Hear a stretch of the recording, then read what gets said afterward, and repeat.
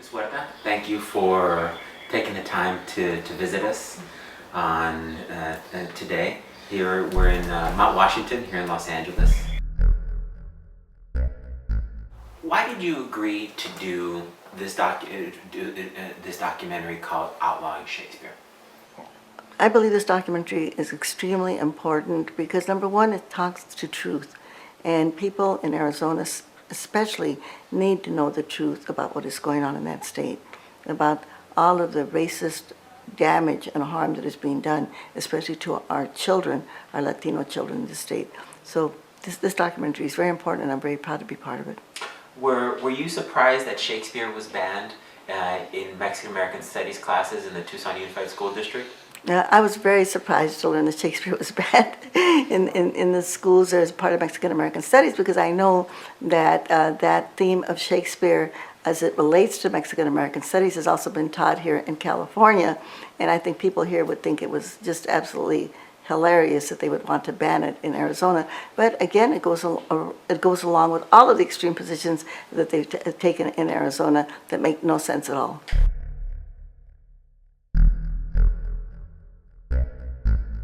What is your understanding of what is occurring in Arizona with regard to HB 2281, the ethnic studies ban? Well, my understanding is that they are banning the teaching of any type of history that has to do particularly with Mexico, with Mexican Americans, and I imagine other ethnic groups also with the contributions, but their contributions have been to our history of the United States of America and Arizona specifically. Republicans hate Latinos, okay? Republicans hate Latinos. Now, we know that first of all... So the famous words, Republicans hate Latinos. Tell me about those words. What happened? Well, I've been invited to speak at the high school. This is after the walkouts that had happened there, you know, the big immigrant rights walkouts that happened everywhere. And so they actually wanted me to talk to the students about not walking out again. I believe it was on Cinco de Mayo. And so my message to the students that I was speaking to was that you don't have to walk out. It's great that what you did, it showed courage and valor to do that, but there's other ways that we can also make our voices heard. And one of the ways would be to send a telegram, send a postcard, do a postcard campaign, and get everybody to send postcards to the Republican National Committee saying, why do Republicans hate Latinos? Because we know that the whole anti-immigrant campaign has been mostly against people from Mexico, people from Latin America. Mm-hmm. And it hasn't been against people from Canada, it's been mostly against Latinos. So the words Republicans hate Latinos was to go on the postcard? Yeah, it was actually to send up to the Republicans saying, why do Republicans hate Latinos?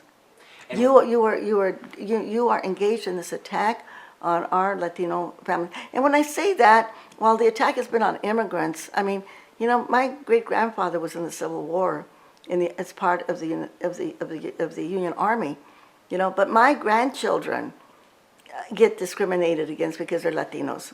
One of my great grandchildren has been harassed because he happens to be dark of skin.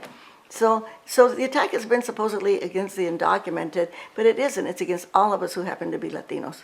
And then I found out, because they did have a hearing in the state legislature about my comment, and I found out that the senator that had the hearing had actually been campaigning on those same campuses there when he was running for the Senate and asking people to vote for him. And he was running as a Republican, running for the state Senate, campaigning at this different school campuses when he was running. And yet he was trying to make an issue about what I had said. So the issue, when even at the point that you were saying it, did you even think it was that big of a deal? No, I didn't. And the other thing is that after I made that comment, they tried to fire the principal of the school, they tried to fire the teacher, and then they even ended up passing a law in the Arizona legislature that before speakers can go to a school that they have to be cleared. So, I mean, they went that far. Not only having the hearing in the state legislature, and then at the school where I spoke, they invited a Republican to come and speak, to kind of counter anything that I had said. And it was interesting because when I speak, I always say, if there's anybody in the audience that wants to challenge what I say, please speak up. I'll be glad to answer any questions. I know not everybody's going to agree with my comments. Well, when they had this Republican person go speak, they said to the students, you can't ask any questions. So what the students did, a lot of them is actually they put duct tape on their mouth, and then when she spoke, they all turned their backs on her. And of course, that created more problems, I guess. Do you think they should have done that? The students? Yes. Absolutely. I think that the students are free to demonstrate and to, make their feelings, this is First Amendment, right? This is what First Amendment's all about.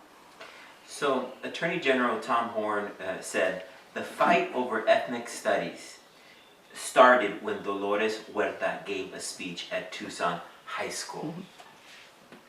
Mm-hmm. Why would he say that? I mean, because you didn't think that comment was such a big deal. Why would he say, again, he said, the fight over ethnic studies started when Dolores Huerta gave a speech at Tucson High School. And that's the Attorney General Tom Horne. Why do you think he said that? I think that whatever reasoning he had, it was just an excuse. Because basically, and the Republican Party is really trying to, all of this attack is really political. They know that when Latinos become citizens, when they vote, that the majority of them vote for the Democratic Party. And I spoke to Tom DeLay when he was, well, not him specifically, but as chief of staff. And we're talking about immigration reform, about getting another legalization bill at that time. And he said, well, we don't want these people to be legalized. And I said, why not? He said, because once they become citizens, they're going to vote for the Democratic Party.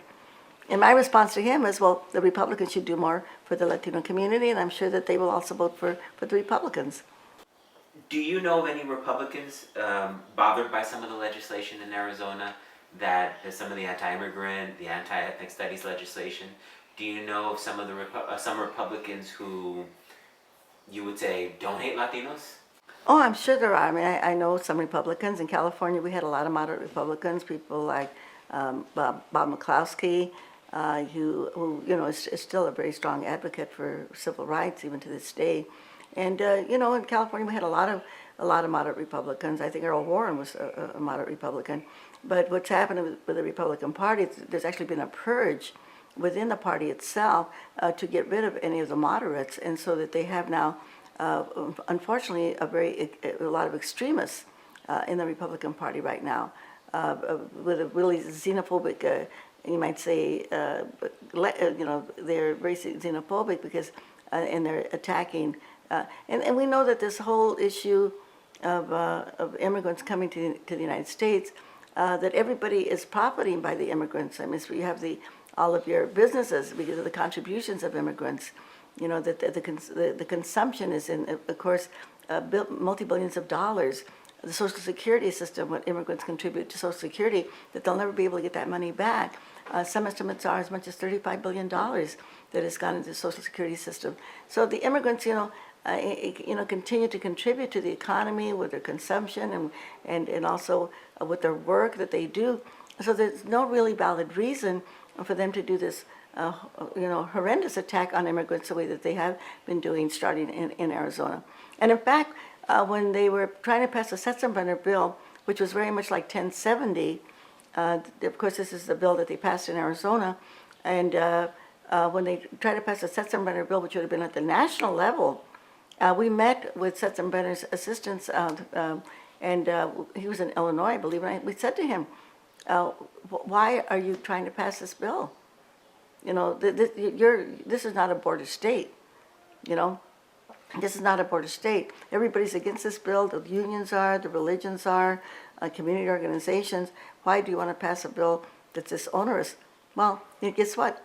It's not a border state, but it is. They do have a lot of federal prisons, and we do know that since they started the attack on immigrants, that the private prison corporations actually they prophesized that their profits were going to go up 21% by putting the immigrants in prisons. So if you want to say what was this all about, it's about politics and it's about jails and it's about making profits off of people's bodies. Because these corporations, these prison corporations are private prisons that they have built specifically for the incarceration of immigrants. Is there any particular corporation or politician who has been egregious that you would that needs to be named? Well, I guess we can name we can actually name a lot of them. Setzenbrenner to begin with, who initially supported that bill. Which, by the way, the Setzenbrenner bill passed the House in 10 days from the time that it was introduced. It just kind of whipped through the House of Representatives when it was first introduced. I mean, there was very little hearings about it. It was kind of railroaded right through.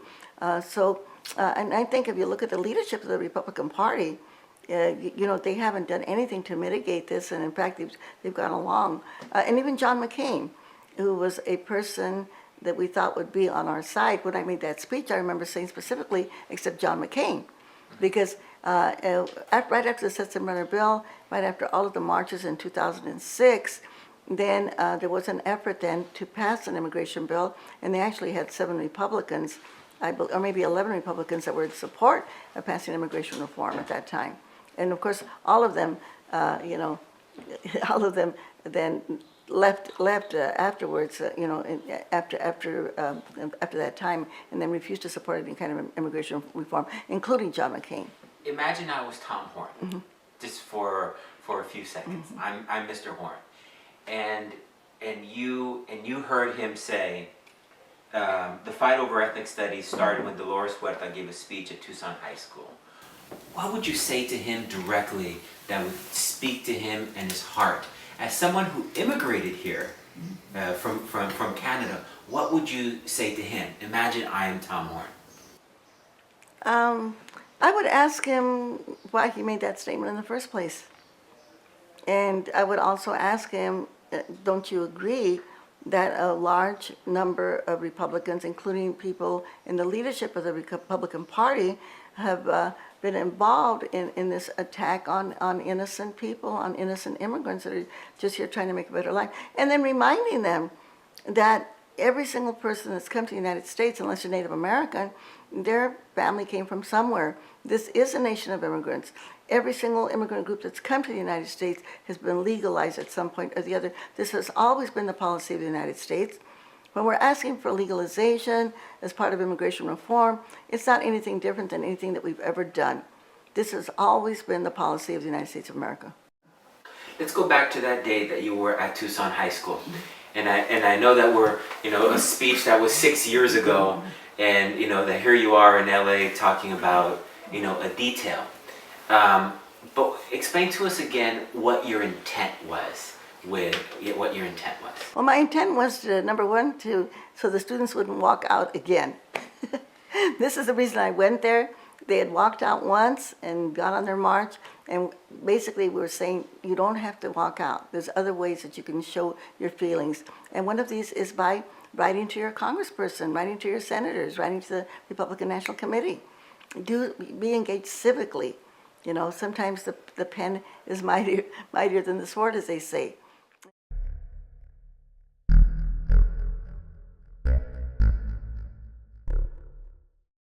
Mr. Horne says that the whole point of Mexican American studies, and you as one of the individuals, is promoting the notion of Aztlán, a separate, to separate from the United States and to combine to Mexico. And that Mexican American studies, and to a certain extent, you are part of that effort. What's your reaction? Well, I think that's ridiculous. I mean, my father was a state assemblyman in the state of New Mexico. I have been a voter since I was old enough to vote. I have cousins of my mother's that were judges in Texas. We've always been part of the American dream, so to speak. For him to say something like that is that he does. It shows like his ignorance, frankly. It shows how ignorant he is. The reason that Mexican American studies or ethnic studies are important, be it for Mexican Americans or for Asians or for African Americans, because people, especially young students, need to know what their people contributed to this society. You know, Mexican American kids need to know that the Mexicans that they brought from Mexico are the ones that developed the land so that it could be farmable. That they were brought in to work the mines because people here didn't know how to work the mines. So they brought in miners from Zacatecas and Durango and other places to teach people here how to do the mines. That there were Mexicans that came here and helped build the railroads along with the Chinese. How many people know that the Chinese were very instrumental in building the railroads? And how many of the Chinese died because they took them up to places like Northern California, like Lake Tahoe and Reno and places like that where they didn't have the proper clothes and many of them froze to death. You know, the Filipinos that were brought here that did so much, again, to make the state of California a rich agricultural producer. And African Americans who built the White House and the Congress. It was African slaves that built the White House and the Congress. How many people know that? And African American kids need to know this. Mexican American kids need to know this. Filipino kids need to know. They need to know what their contributions of their people did to build this country. This country was built by immigrants, and kids of color need to know because they need that for their own self-esteem, for their own self-image. Because unfortunately, we still have a lot of racial discrimination in our United States of America, and kids are made to feel like they're less valuable, like they don't have any worth. It's very important for them to know this. So you believe that ethnicity, that freedom to express your ethnicity, is important? Well, it's more. It's even more than the freedom to express your ethnicity. It's important to have the freedom to know your ethnicity, what your background was. I don't think that it doesn't hurt the United States anymore, or in any way. It doesn't hurt the United States in any way for someone in Arizona to know that this was part of Mexico, or that California and Nevada and New Mexico and parts of Oregon and Utah were part of Mexico. That doesn't hurt anything, but it's important for Mexican American kids to know that. I mean, when you have streets like, when you have California and Arizona and Nevada and Nuevo Mexico, these are all Spanish names, right? And it's important for kids to know how that happened and why that is. It doesn't hurt the United States for any of us to know our history any more than it is for people to know that Germans are the ones that settled Philadelphia, or that the U.S. Constitution was first printed in German before it was printed in English. I did not know that. I mean, it's important for people to know their history, and it does. I think for people to have ethnic pride, it doesn't take away from anything from our United States, because our United States was composed of immigrants, and no one, whether you're from Mexico or the Philippines or China, Japan, or if you're from Denmark or Ireland or whatever, nobody should ever be put into a space where you have to deny who you are, your authenticity. I mean, we celebrate, St. Patrick's Day, and everybody thinks it's fabulous. Italians celebrate Columbus Day, There's nothing wrong with that. This adds to the fabric and the color of our society. It makes it richer. It doesn't take anything away from any of us. So when Mr. Horne says, okay, but what you're doing by promoting ethnic studies, you're actually dividing us because you're teaching us what's different instead of what's bringing us together. What's your reaction to that? Well, I totally disagree with him. I mean, I learned to eat with chopsticks when I was 7 years old. I went with my Chinese girlfriend to do her Buddhist prayers, and she came with me to my Catholic Mass. That didn't take anything away from her. For me, it didn't divide the country in any way, shape, or form. I mean, trying to homogenize everyone, I think, is really bad. I think we add something to our society when we can bring in our ethnicity and we can be proud of it. It doesn't take anything away. And I feel sorry. I understand Mr. Horne is Jewish, right? And I mean, I have been to Seders. which is of course a celebration of the Passover, which really, that's where our Catholic Mass came from. It came from the Seder. And I think it's good to know these things, because a lot of Catholics, they don't know that this was the origin of the Catholic Mass, was the Seder, you know? I did not know that. Yeah, but I mean, it enriches one when we know about other people's cultures and their background. And it also helps you understand people.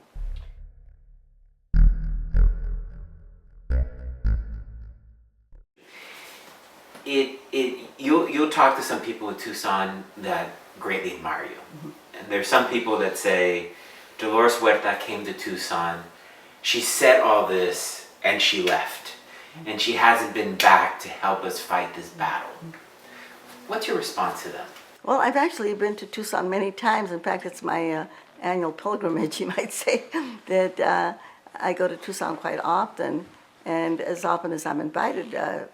And actually, after all of this happened, when 1070 passed, I actually had planned to go to Arizona and just to start organizing there, because I do believe that the way that we can fix Arizona is by organizing the people in Arizona to fight all of these inequities and all of this discrimination that is taking place there. And the reason I didn't go back is because we had a lot of organizations that went into Arizona. We had several of the labor unions, and you know, everybody and their brother was going to go in there and organize. And so I felt, well, there's so many people going in there, it'd be superfluous if I went in there. But I do want to go back to Arizona. I want to go back, and I want to raise some money, and I want to hire some organizers and go out there and do some grassroots organizing, the way that Cesar and I organized the Farm Workers Union, and before that, the Community Service Organization, and the way that I'm organizing now with my foundation. But we can, because it's just a matter of educating people and showing them, that they have power, that they can change things. And I know, with all of my 50-some years of experience in organizing, that people in our country have really good hearts. People in our United States will always want to do the right thing. And sometimes they don't, because they don't know. They don't know. They don't understand. But once that they understand the way things happen, I mean, like a lot of people, when I speak to, I did a big tour in Iowa, for instance, and I went to maybe 15 or 20 different communities in Iowa, meeting with small groups of people and large groups of people, and talking to them about immigration reform. And when you explain to people, why do people leave their beautiful places that they have in Guatemala or Chiapas or Oaxaca, these places where we go to as tourists? Because they're pushed out by laws like NAFTA, like the free trade agreements. We export more corn to Mexico than the people there can't even compete with the United States corn, because our corn is subsidized. So you've got millions of corn farmers that have to come to the United States because they cannot sell their corn anymore. Because American corn is so cheap, it puts them out of business. And people don't know that, but explain that to them. People don't come because they want to come; they're forced to come because they have no jobs, they have no opportunities. And then people understand just the way that their grandparents or great-grandparents came from Europe or other places, because they had no opportunities.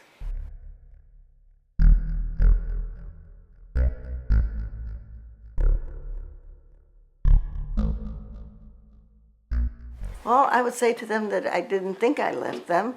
I have been back to Arizona many times during all of this stuff that's been going on. I've been back to Tucson specifically, and I was there most recently with the DREAM Act students, fasting with them in front of John McCain's office when they were trying to vote the bill in the Senate. I was there again. I spoke at the University of Arizona there in Tucson not too long ago. And I think some of the criticisms that I got from some, not the students themselves, but some of the other kind of what I call more militant types, is that they felt that I was saying to people that they need to register to vote, and they need to vote, and they need to vote for the Democratic Party. And so I got some criticism. And I think the criticism that I got on email or YouTube or whatever, they were saying, well, Dolores thinks that we should vote for the Democratic Party. And my answer, well, it's the first step. It's a first step anyway. Not that all the Democrats are going to be with us, because we know that they're not. We know that there's some that are going to vote against us. But this has been my message continuously in Arizona. 30% of the population are Latino. How can we let them get away with doing this to our population, because people aren't voting. And some of the students I spoke to when we were doing the fast in front of McCain's office, they actually told me that their leaders told them not to vote, because if they did, they would be supporting the establishment. So, I would love, but if I go back to Arizona, I'm not going to go there as a tourist. I want to go there and I want to, help organize that state and help educate the people of Arizona so that they can then, really confront these politicians and the governor about some of these laws. By the way, some of the laws, anti-immigrant or anti-Latino laws that have been passed were actually passed in the legislature when Napolitano was governor, but she vetoed them. She didn't sign them.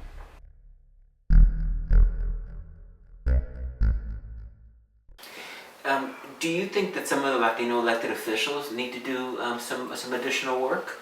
Absolutely. I think once you're in an elected position, then your job is to go out there and to educate your constituents. And we have a lot of the Latino politicians that have been there for a long time, and they really don't do very much. They just get themselves reelected, but they've got to go out there and do the work. They've got to do like Congressman Grijalva does, who's out there working very hard, to educate not only the people in Arizona, but the people throughout the United States.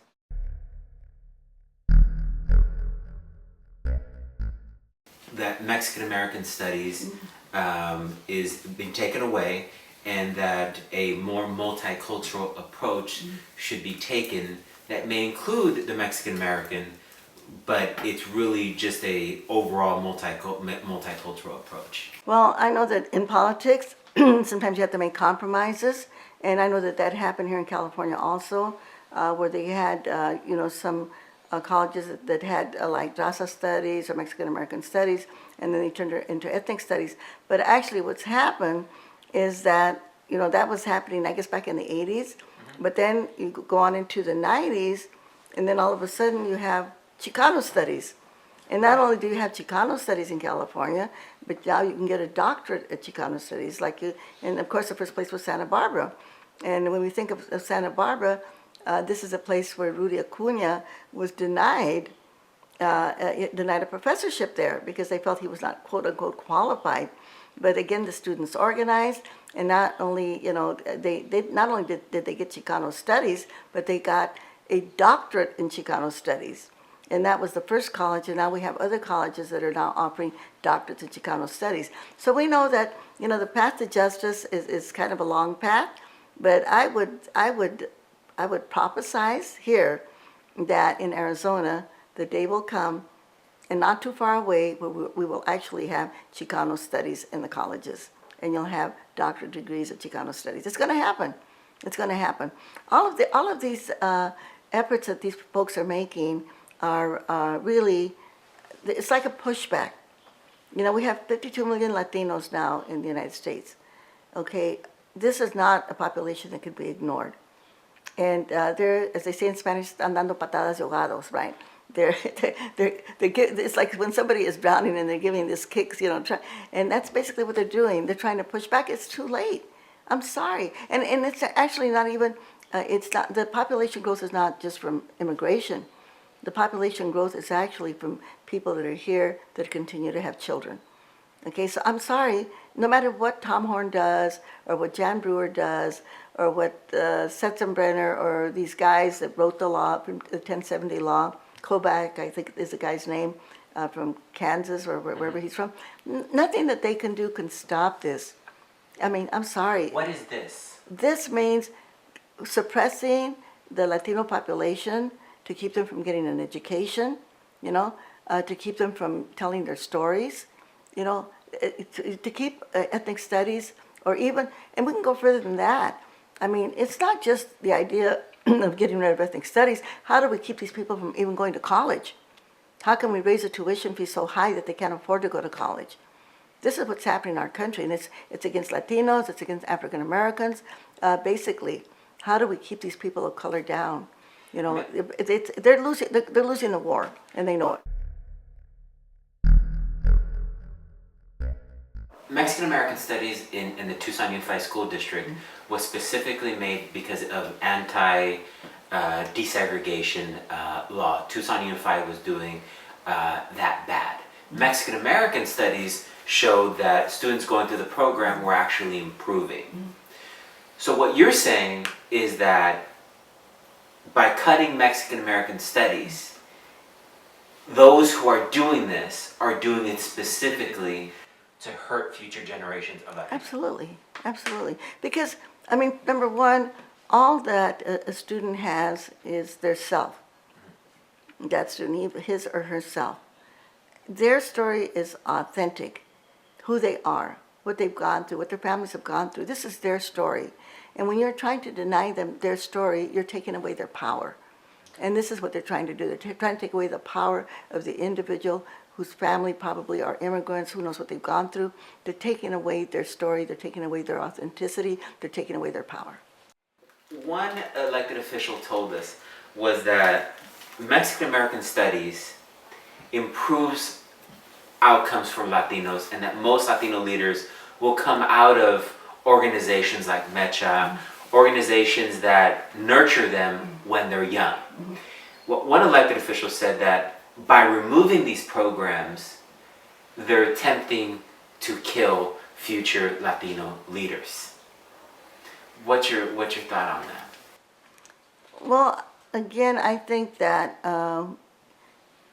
when somebody has a good sense of their self-image and of who they are, it makes it easier for them to step into that realm of not outside of your comfort zone. You have that self-confidence. So I think it does help people to become leaders. Not that it's a requirement, but I think it's no accident that we have so many, in California, for instance, so many of our leaders that are in our legislature, in government, our Mayor Antonio Viragosa, Secretary Libre Solis, I could go on, that have been mechistas that were involved in the college Mexican-American organizations on their campuses. And all over the country, you have MAS in Colorado, UMass, on and on and on. It does give people self-confidence, especially when a Latino goes to college, you're going to be in the minority.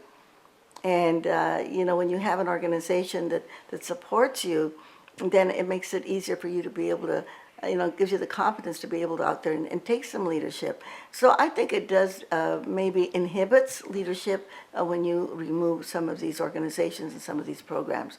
Because, I can say that myself, even though my family, was born in New Mexico, my father was an assemblyman, we were on this side of the border when they crossed that line, so we didn't have to immigrate here, we were here in the United States when they crossed that line between us and Mexico.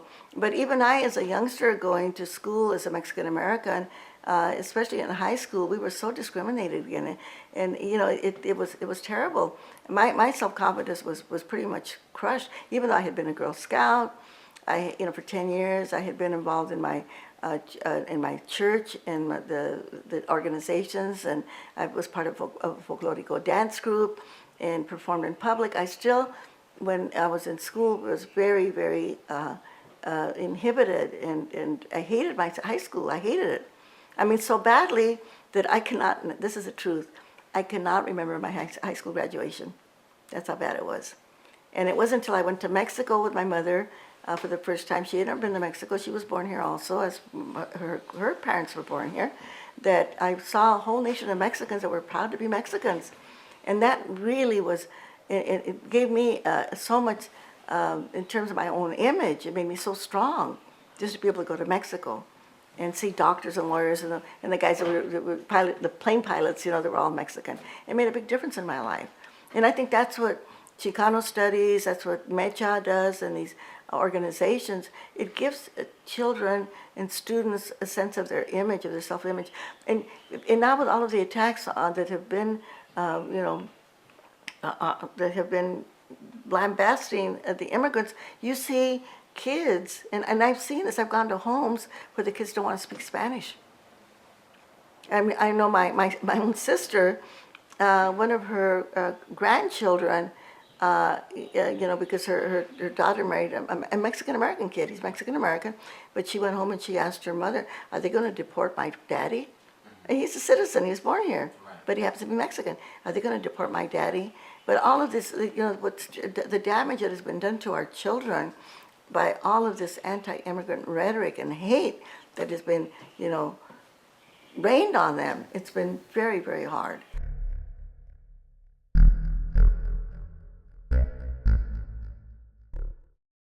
I read there was a book written about you by Mario Garcia. Mm-hmm. And in the book, it talks about how you, Cesar, and you were a balancing act. Mm-hmm. That he would say that he was a shyer one and you were more outspoken. Mm-hmm. What would he say about how you've dealt with the whole Arizona issue? Well, I'll tell you how Cesar dealt with it. In 1972, when they passed a law in Arizona that if a farm worker went on strike, they could go to prison. If you said boycott grapes or boycott lettuce or anything, you could go to prison. Okay? So what Cesar did is he did a 25-day fast in Arizona, in El Campito, right there in Guadalupe, which is a suburb, a Native American reservation outside of Phoenix. And he went without food for 25 days. And only Holy Communion and water. And then when he finished that fast, he didn't come back to California. He stayed in Arizona. And he, starting from Yuma at the Mexican border, he went and he did a caravan and a march, all the way up to Flagstaff. And as he went through the state, they registered people to vote, registered people to vote, registered people to vote. As a result of that voter registration drive that happened in 1972, we got the first Latino elected to Arizona, the Governor Castro, and then we got the first Native American elected to the legislature, the first African American, and the first Latino in the state Senate, Manuel Peña. And a lot of the leaders in Arizona today, Pastor, Jory Lopez, I can name them all, what's his name, Alfredo Gutierrez, they all came out, Mary Rose, they all came out of that campaign that we did. And that Cesar did back in Arizona in 1972. And by the way, that's where Si Se Puede started. Oh, tell us how it started. Well, Cesar was fasting. Every night we would have a mass and we would have a rally right there in El Campito where he was fasting. And so we would, as organizers, we would go out and try to bring people to come in and to join us. And I went to a group of the Latino leaders there in Phoenix, and I was asking them to come and join us to support Cesar, what he was doing. And they told me, no, Dolores, aquí en Arizona no se puede. In Arizona, we can't do that. In California, you guys can do all of that, but in Arizona, we can't. Aquí no se puede. No, we can't. And my answer to them was, sí se puede in Arizona. Sí se puede. And that night when I went back and I reported this to the rally that we had, and I said, gave the story to them, and when I told them, sí se puede, and everybody yelled up, and they started shouting, and they started clapping, sí se puede, sí se puede. So that was the initial slogan of Si Se Puede.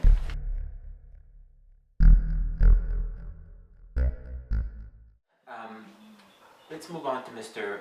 Montenegro. Mm-hmm. We met with Mr. Montenegro, three of us, and he said that we would allow him he would allow us to film him. And he said that he would be a coward if he did not stop ethnic studies because ethnic studies was destroying the fabric of America. Mr. Montenegro came here as a little boy, immigrated from El Salvador. This is kind of the question that what I was asking you in terms of you've seen the progression in your life. You remember when you were a little girl to an adult and here you have someone who is 28, 29 years old who made a decision that is going to affect the rest of his life. And I think you now kind of get to where I'm going. What would you say to Mr. Montenegro, who is the person who wrote HB 2281, the anti-ethnic studies legislation? As a human being, I believe that Mr. Montenegro is a really good example of why we need ethnic studies, so that people don't have to deny who they are. It's obvious that Mr. Montenegro is thinking more of his political career than he's thinking about the effect of his decisions or the misuse of his power as a state legislator. And the fact that he would even do this, and it's not uncommon, I think, because people do deny their heritage, and then they want to be part of the mainstream, or they're afraid of being discriminated against. They deny who they are. When I was going to college, we had some of our, there were just a few of us, a handful of us in school, but they changed their names, They changed it from Martinez to Martin, from Star, from Estrella to Star, and people would stop speaking Spanish. And I remember one fellow who was a good friend, and he was a football star, and he couldn't deny who he was, porque era prieto. He was very dark skinned, but then he couldn't speak Spanish anymore. He forgot, that he could speak Spanish. They wanted so much to fit in with the majority crowd, and it's obviously that's where Mr. Montenegro is. He wants to fit in with those that he feels are the majority that are oppressing, and that's not new in our community. We've always had the middleman, the labor contractors, or the you might say I guess there's a name for them in Spanish. They have names for them also. The people that are in the middle, they're helping to oppress the rest, and that's where Mr. Montenegro is. And I feel sorry for him. And we know that there are people like him in our community. If he were right here in front of you, as a grandmother, you said you're a great grandmother, and I can't believe that. But what would you say to him if he were your grandchild? If he were my grandchild, I would, first of all, I would like to know what part of El Salvador he came from, what his family went through. I would have him watch the movie Voces Inocentes about the wars in El Salvador and how so many poor people were killed during those wars, and see what part of that society that he related to. And I don't know, sometimes you do see people that change. For instance, the person I was speaking about that refused to speak Spanish, later on he became the chairman of the Mexican American Hall of Fame. and so I've known a lot of those people that do change eventually, and he might even change, I think, later on. But sometimes they're political opportunists, right? They're going to go the way that the wind blows because they don't have very much strength of character. So I would say to Mr. Montenegro, look at your own country, El Salvador. Look what they went through, the kind of oppression and the people that were killed because of an unjust war that we in the United States were assisting in El Salvador, and how many people suffered, and kind of try to bring him to his own political sense.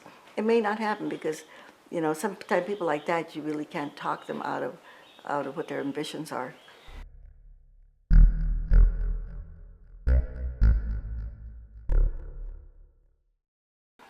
The students at Tucson, we've interviewed a lot of them, dozens of students, and they've said, you know what, we feel like we're victims of child abuse because we're being told that we're terrorists. We're being told that we're, and some of them have cried. Some of the parents have said, I'm supporting my child, but have been in tears in front of us. What would you say to them about what they're going through, since you have that foresight? Well, I would say to them that we need to use that energy and those feelings that they have to do something to change it. We don't want to stay in that victim mode. No, we have to use that energy, and then those feelings are very strong, emotions are very strong. We need to convert them. We need to convert those feelings into the energy, a positive energy, to get out there and to organize, and not only our family, but our neighbors, our friends, and everybody, so that we can, that 30% of Latinos in Arizona can go out there and help convert the majority of the state to get rid of these unjust laws. And it's not going to happen unless they do it. Yeah, we can appeal to the courts. I know there's, 1070s in the Supreme Court right now. We don't know what's going to happen. We'll probably know in a few days. And this law that they passed to get rid of the Mexican American Studies, Ethnic Studies, that can also be overturned. But you've got to organize, and you've got to make it happen. And we've got to get our people elected to the school board, our people elected to the state legislature, our people elected to the Congress. And we can do it because we have the numbers. But if all we do is cry, then nothing's going to happen. We've got to act. Ms. Huerta, what would you like to say to these students at Tucson who look to you and who might have been surprised by your speech, and maybe let's say they haven't seen you and say, where is Dolores Huerta? She started this and now she's left us alone. Well, I've actually been back to Tucson since I made that speech, probably about 15 times, because I have been back there a lot. Not only for the marches, but I've again gone back to that same school to speak, and I've spoken at other schools in Tucson, Arizona. It's almost a yearly pilgrimage that I make to Tucson, and the one thing that I love about it is that they have a mariachi in almost every single school in Tucson, Arizona. But, you know, I want to say to the students, number one, as Joe Hill said, you know, don't mourn, organize. This is what we have to do. This is what we did with the farm workers. When Cesar, people said to Cesar and myself, how are you going to organize the farm workers? They don't have any power. They don't speak English. They don't have any money. They're not citizens. How can you possibly organize them? And the message to them is, we have power. You have power, but the power's in your person. And the way that we use our power is that we use our power together with other people. And then we put our power together, but then we have to take action. You can't just sit there and complain. You've got to do something. And the farm workers did this. They went on strikes. They went on marches. They did boycotts.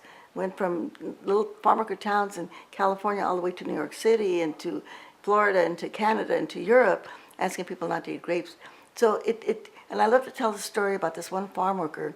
When we were in New York City, I was in charge of the boycott, and he called me and he said, Señora Huerta, ya quitaron la uva. Señora Huerta, they took the grapes off the store. And I said, what's the name of the store? And he said, I don't know. I told him, look at the sign. And he said, Señora, I don't know how to read. But this one farm worker was in front of a store in New York City, passing out leaflets asking people, don't shop at that store until they take the grapes out. And they did. The power of one person. But so we just can't cry. We've got to get out there. We've got to organize our families, our friends, our neighborhoods. We've got to get out there. And even if people are undocumented, like in the farm worker movement, you know, we always win a lot of elections.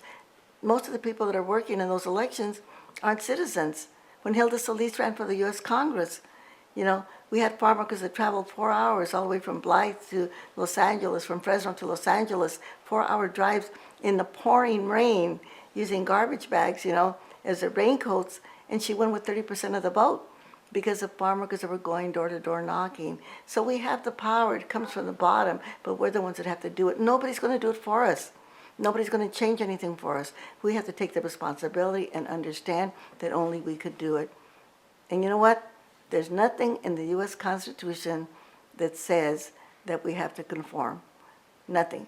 That is not mandated in our Constitution. No, we don't have to conform. We've got to bring our story, our image, our ethnicity. We've got to bring it to our country because this is what makes our country rich. Sí se puede.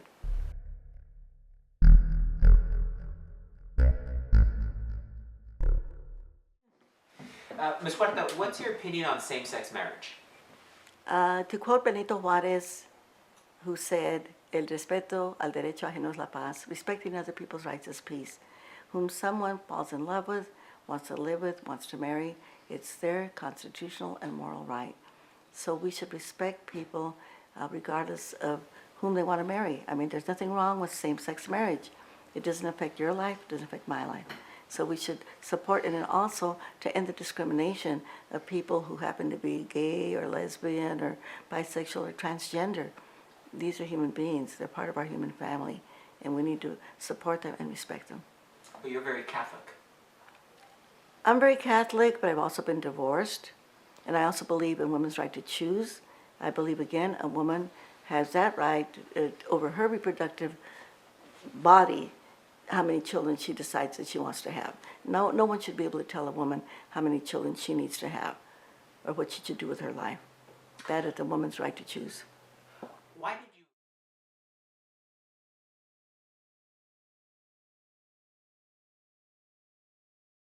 Have you seen a significant improvement in the Mexican-American community since, or general Latino community, since you started organizing? Oh, absolutely. The farm worker movement really was wind, so to speak, that started the Chicano movement. And I believe that when students saw that farm workers were willing to walk out and leave their jobs to strike for a better life, and the students in Los Angeles did the same thing, and they did the walkouts, because they wanted to improve their educational systems. And then you had, the riots that happened at the campuses at San Francisco State and in other places there to open the doors so that Latinos and African Americans could get into the colleges.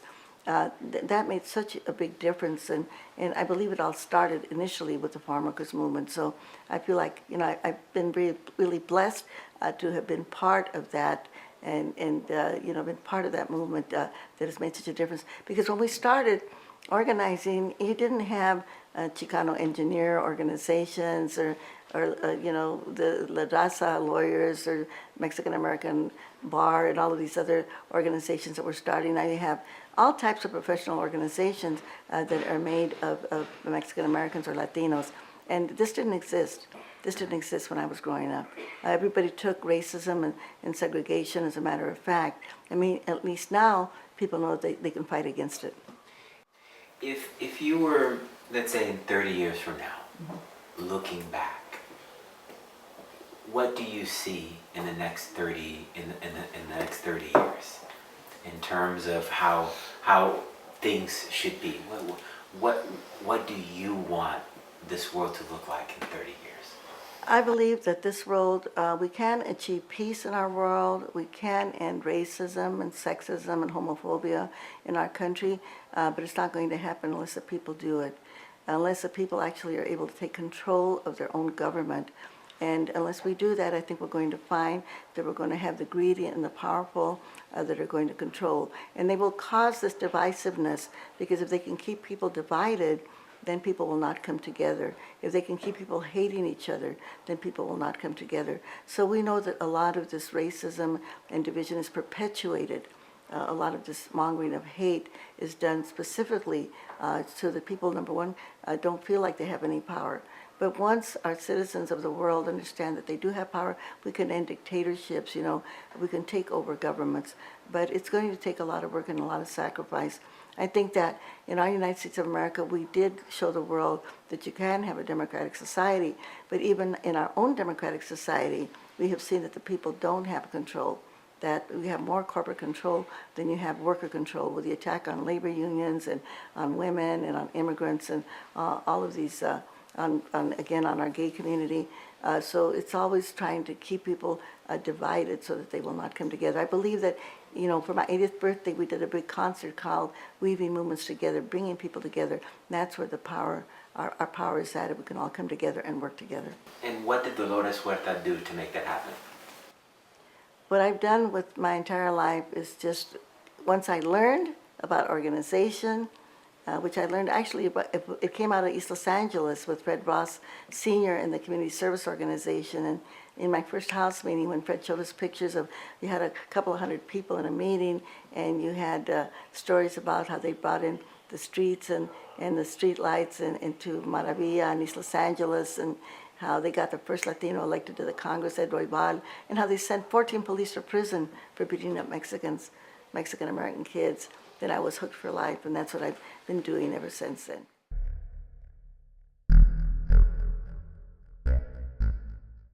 And last question, it's a silly question. Are you a radical, or are you just someone who's just passionate? I believe I'm just passionate. I don't think I'm a radical. I kind of get attacked by many people who happen to be radical, and mostly because I do believe in the electoral process. I do believe that we do have a method of changing here, and which is the electoral process by voting people. But at the same time, we have to have informed voters so they'll know that they'll know what they're voting for and who they should be voting for. And also to get people to run for these offices. And then we have to change our whole campaign system so that you don't have to be a millionaire to run for office, that an ordinary person can run for office. We've got to fight for public financing, and right now it seems like we're going in the other direction. But sometimes that happens.